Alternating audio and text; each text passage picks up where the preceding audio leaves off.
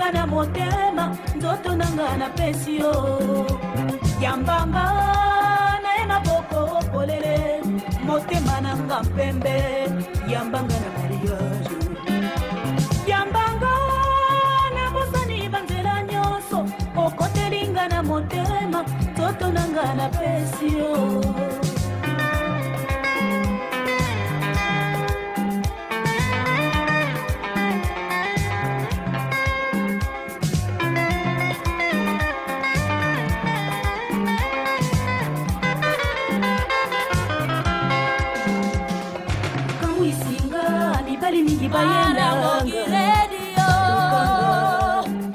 Radio Ramogi Karchunjaluo Anje kwa magara makaende sabire wange marodi chieng tolo mariude weche manyena e radimba koda Roda Odhiambo. Radio Ramogi Karchunjaluo Radio Karchunjaluo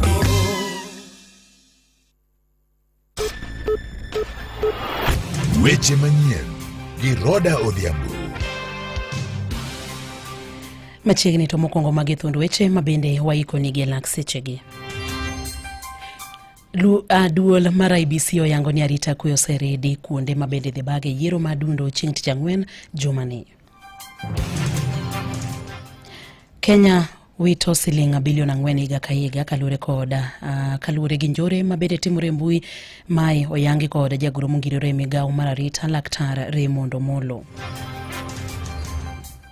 Komachielo bende en jolony kaunti ma Homa Bay koro kwayo oganda mondo miyo nyakwe motelo ne yiero madundo mochan bag jumani kod yiero maduong' mar higa mar 2027.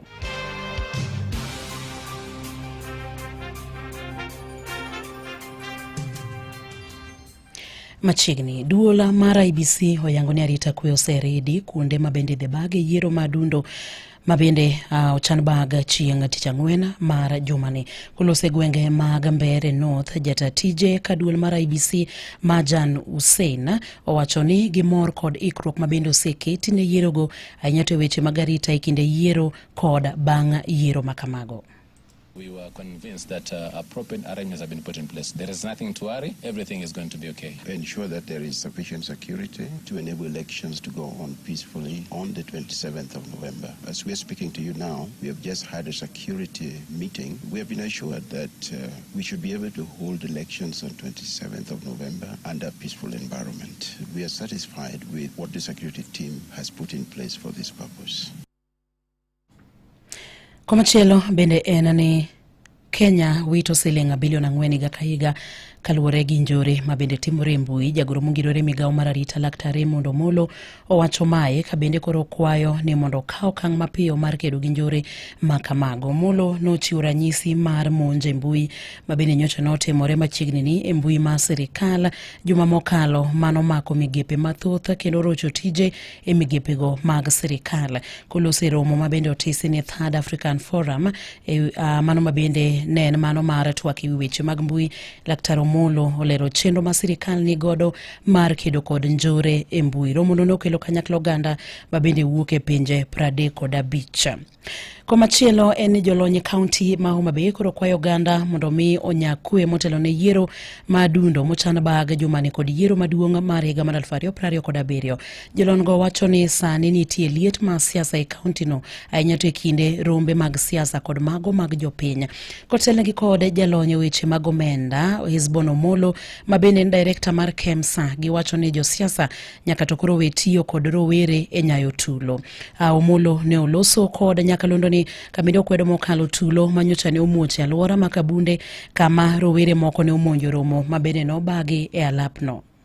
Ni tulo ina mano timore kar kabunde kamane jotelo rade kamane jomatindo obiro gi kite kagoyo ji e buche ok en gima ber kata matin. Omiyo ka in jatelo moro amora makawo thuolo mar siayo jowa matindo mondo kel lweny gi koko e kind oganda ok in jatelo makare. Dog chien kendi nonri maber. En gima lit ahinya ni kinde ka kinde wan mana gi lweny e Homa Bay ka nyoche ka onegi rowere ariyo pok kata oikegi kendo wan gi lweny dhi kamoro amora. Akwayo jotelo duto, obed ni gin jotelo moyier, obed ni gin jotelo mowal, watemuru ni waketo kwe. Weche mag siasa kik bed gik madwa kelo pogruok gi sigo e kind oganda. Siasa biro kendo kalo, to weche madwaro gin mana weche mag dongruok. Omiyo kamoro amora ma intie kaka in jatelo, gori puksen kendo inonri. In jatelo makelo kwe koso in jatelo makelo sigu gi lweny gi goruok e kind oganda. Made jogo mabei duto winju kwayo nani, wabeduru jogo manyalo kelo kwe mondo mi wechewa mag dongruok obedie mwanyalo pogore e paro.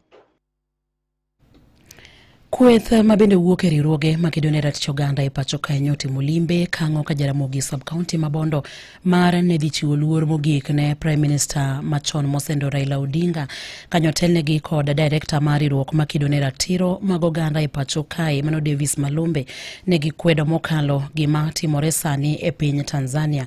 Kuke kaunti ma Siaya George Amulo miyo waler mathoth ewi wachni. Kotelnegi gi jatayo yore tich ka riwruok makedo ne ratiro mag oganda pacho kae the Kenya National Human Rights Commission Migosi David Malombe, jokedo ne ratich oganda go luwo ni gima timore sani e piny Tanzania ok ni kare kata matin. What is happening in Tanzania is a state of repression which is targeting not just Kenyans but also other residents. So we are looking at this as part of the broader issue of transnational repression, and we are therefore calling for accountability on Suluhu, because our conduct actually is a gross violation of human rights, and also this idea of also mismanaging elections, and then when people contest the outcome, you also violate their rights. It's also something we are looking into. Migosi Malombe kuom mano kwayo doho mayalo weche mag njore e piny mangima ICC mondo mi odonjre e wach piny Tanzania masani koro itaye jopiny koda goko. As actors in that space, actually we are calling for the International Criminal Court to intervene, because we understand the national reconciliation mechanisms are not able to investigate atrocities committed by a sitting head of state. So we are calling for truth, justice and accountability, and as actors we are also refused these other mechanisms she's proposing because they are part of whitewash and cover up. Kanya wadgi mar riwruok machielo midendo ni Institute for Social Accountability kata TISA, nyadendi Diana Gishengo to luwo ni kaka yor miyo luor wach kedo ma Migosi Odinga ne kedo nego ratiro mag jopiny gin kaka jokedo ne ratiro mag oganda gidwa neno ni omany yor kedo gi weche mag rocho ratich oganda e piny libamba ma Tanzania. Even as Tanzania faces the atrocities it is facing, Kenyan civil society have written to African Human Rights Mechanism to come in and speak. So we are here to pledge that we will continue the good legacy of Baba, the human rights defender, the whistleblower, the Pan-Africanist, the feminist, and that is why we are here to just pay our respect to the people's president. Wach motiel gi nyawadgi mar Transparency International Sheila Masinde to kod John Githongo mawacho ni kata obedo ni Migosi Odinga nosenindo to gigo mane ochung'ne to pod biro dhi nyime. As much as Baba is gone, the spirit and the vision that he had for a free Kenya, liberated Kenya, for the third liberation, that we continue with that agenda in the work and interventions that we continue to do in terms of governance and human rights protection. No, just to reiterate, Baba was the center of gravity of our politics. He was a defining figure in our politics, so it's very sad to see him go, and I think his legacy will live on. Ne Radio Ramogi County ma Siaya, and George Amulo. Komachielo eni moko kuom jodak kadhwadh nam chumbi jowuok tung' mosuo gi mane en jalup jatend piny Rigathi Gachagua kuom puso weche mabende tudo jalup jakom e duol mar IBC Fahima Arafat gi weche mag mibadhi yiero madundo mabendo chana tim kata chan bage e kachung'od bura ma Magarini kotelegi kod Sheikh Abu Katada giwacho ni weche mag Gachagua gin mago mabende nyiso ni osebedo kod luoro yiero bende dhi timore Magarini kendo wacho ni kaen kod neno moromo to nego chwal ng'ur mare e doho. Hivi inaonyesha ameanza kutengeza mazingara labda ya kukataa matokeo baada ya uchaguzi, na hatimaye baada ya hapo itakuwa ni vurugu itafatia. Na sisi kama viongozi wa kidini hatuwezi nyamazia jambo kama hili, kwa sababu amani twaona ni amana, na hii amana hatuwezi ona mtu anachezea ama anasababisha nchi yetu kupoteza amani na kuingia katika hofu. Ikiwa kuna kosa lolote limetokea upande wa siasa, IBC ina utaratibu wa mtu akiwa na malalamishi yake awe ni mwenye kuchukua hatua zipi. Esechego Sharifa Athman ne owacho ni en ratiro mag jotend IBC timo limbe e kuonde duto mabendo chan bag yiero madundo maneno ni weche duto ne kare. Lugha za uoga ni lugha ambazo za kuonyesha kwamba tayari amejihisi kwamba yeye ameshindwa katika huu uchaguzi. Sidhani kwamba kuna kamishna yeyote hapa katika uchaguzi huu unaoendelea yuakaa ofisini na haendi sehemu nyinginezo katika uchaguzi. Kwa nini leo awe ni Fahima tu atatajwa, na ili hali naamini ya kwamba makamishna watakana wahakikishe kwamba uchaguzi unaendelea wa by election katika nchi hii wanahakikisha kila mahali uchaguzi uko sawa.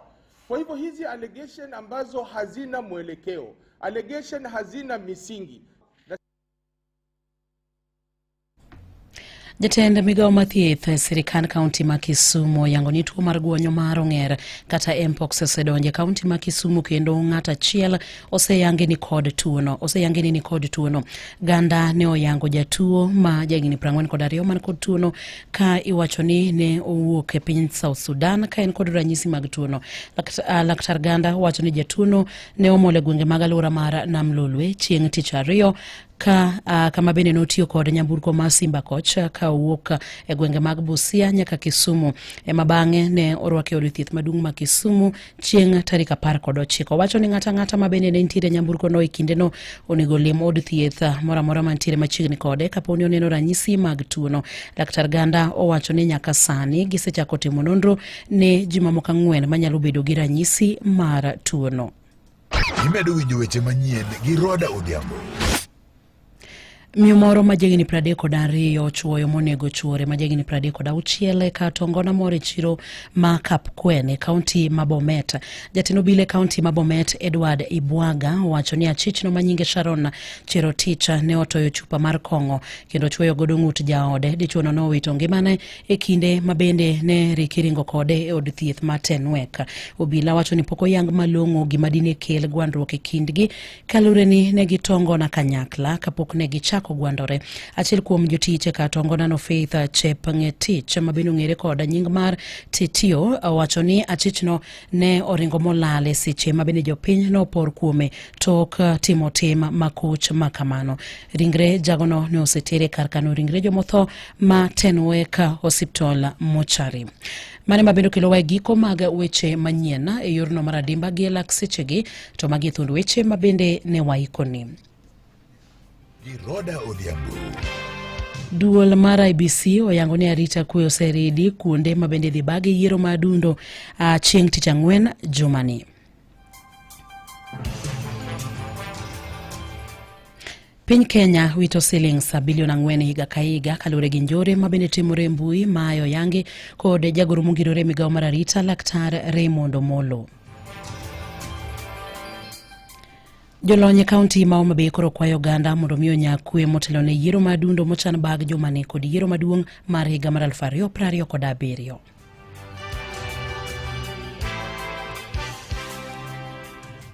Watudre koromo kanyo saa 8 kod saa 9 ne weche manyine yo machok to koromo kanyo saa 10 ne mago matuch e kor gwenge.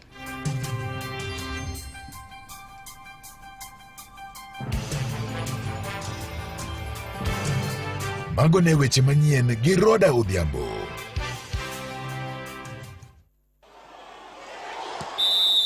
Weche tuke e Radio Ramogi.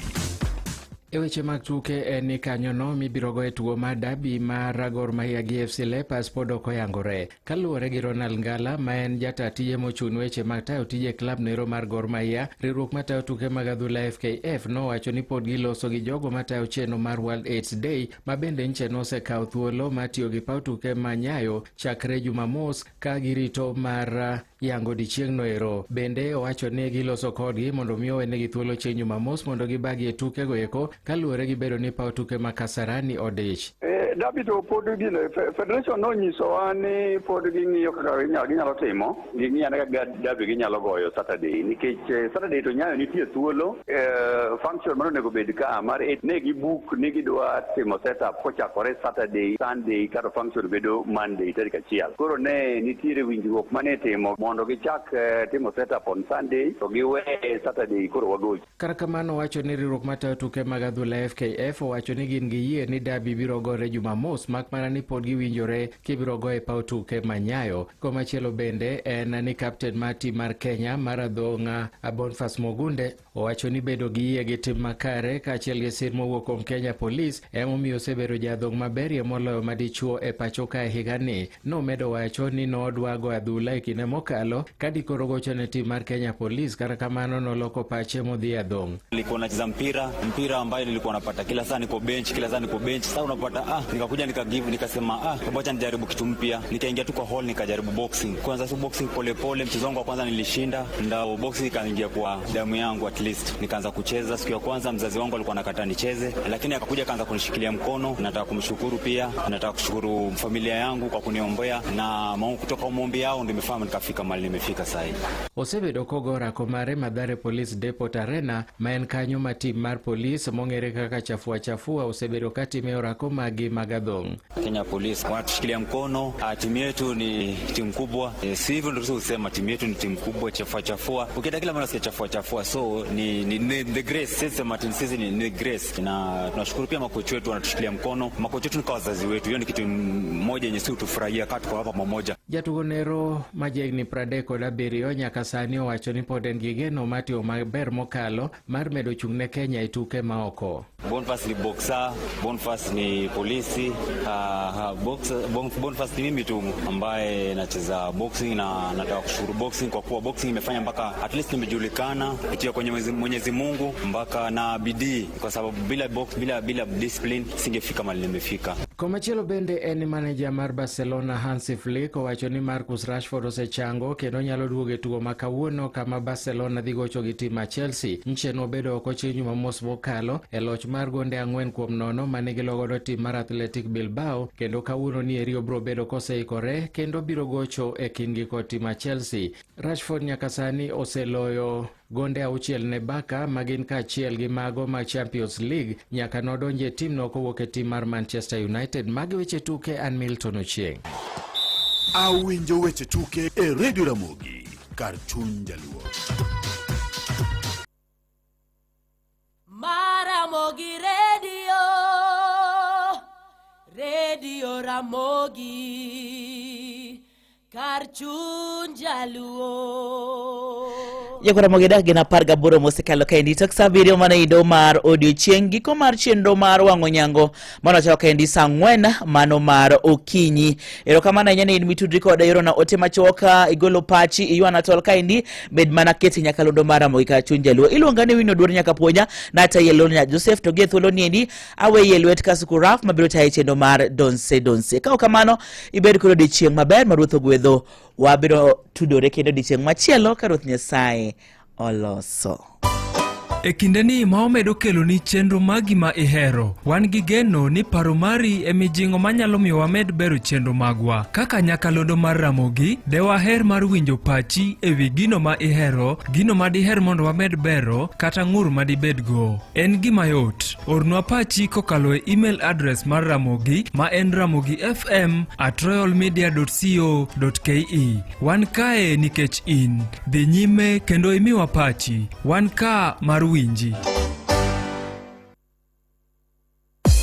E piny masani ka oyudi kod tuo mar kansa ok en buch tho. Kar chiwo thieth mar RFH osekelo geno machiegni pacho. RFH chiwo thieth rang'iny mamalo mar rito jatuo mar kansa e pinywa mar Kenya kokalo tiyo gi masinde manyasani mag pimo PET kod SPECT scan. Thieth machiwo gin kaka chemotherapy, radiotherapy e kinde mamoko kaachiel kod chiwo arita makare madwarore ne fuoni mag del. Ni mathoth ewi kar chiwo thieth mar RFH kete chenro mar mos gi tich pile ka pile wuok tich tich abich goguja kamolo. RFH Healthcare bring tomorrow cancer care to Africa today. Kaende kod Castrol Power 1 kaponono ni inja apiko to kidwa ni yore ni mago hala kethore tadwa ni mondo mi anyisi ni mantiere kod oil ma bende wadendo kacha ni Castrol Power One mayudore e petrol station mag Rubis. Kapo nono ni dwaro mondo mi apiko ni odhi nyue, ohala odhi e yo makare, ohala ok chung, to nyaka ni keto oil makare e apiko mari. Ne ler mathoth tudri kodwa e chenro mar wang'o nyango kaka le nyakalondo mari mar Ramogi wuok tich nyaka tich abich. Kaende kod Castrol Power One 3-in-1 formula. Ramogi Radio Ramogi kar chuny jaluo. Nae maboko polele motema nanga mpembe yambanga na Maria yambanga na bosoni banzela nyoso okotelinga na motema nzoto nanga na pesio.